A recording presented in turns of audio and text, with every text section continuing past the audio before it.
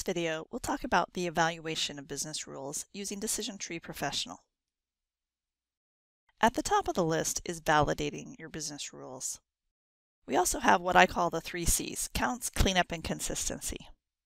Most importantly, you'll want to evaluate the business rules against the goals that you set at the beginning of the project, and then there's some additional things to consider.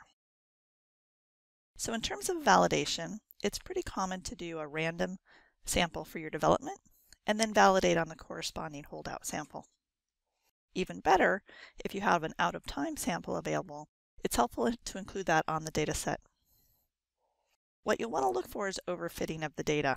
Here we show a node view report that shows the bad rate node by node in the tree. You'll want to ensure that the patterns are consistent and hold up over time. In terms of the 3 C's, take a look at the counts across the leaves of your tree. If you have a large percentage of accounts in any one node, you'll want to split further. If you have too few, you might consider combining them. You might want to review the treatment for side-by-side nodes in your tree and combine them if they're similar. And then most importantly, look for consistency between the treatment and the performance. If you have accounts that are better quality, they should be getting a better treatment. Hopefully at the beginning of the project you set some goals for your business rules. For example, it might be to decrease delinquency or increase revenue. Hopefully you also have a benchmark strategy or set of business rules that you're comparing to. You want to evaluate your new business rules independently, and you may have more than one set that you're considering, but you'll also want to evaluate them in a swap set comparison between what you're doing today and what you're considering doing in the future. So let's take a look at how you might use Decision Tree Pro to do that. In the treatment summary report, you can evaluate the business rules across all the performances of interest.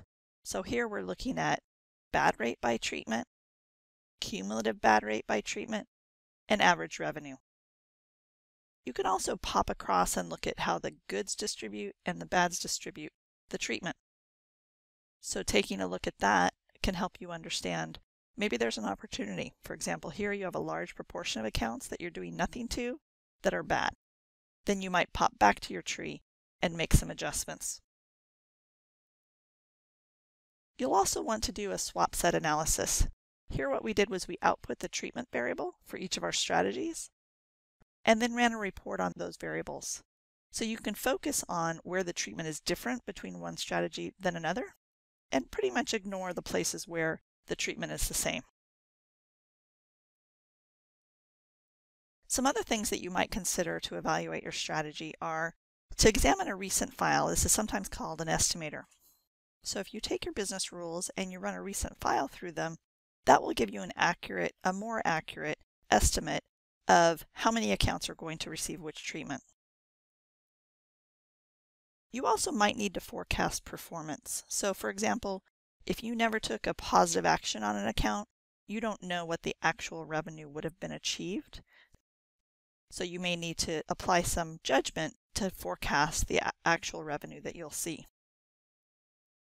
One of the things that you'll want to do is assure that your business rules are operationalized properly when you implement them. So for example, if you're directing a set of accounts to a new collection queue, make sure that the collection system is set up so that somebody's working that queue. And of course, you'll want to implement your business rules in a test control environment so that you can test and learn over time.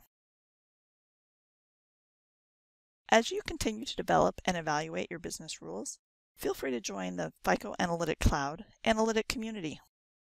Therefore, you can test and learn and share your experience with others.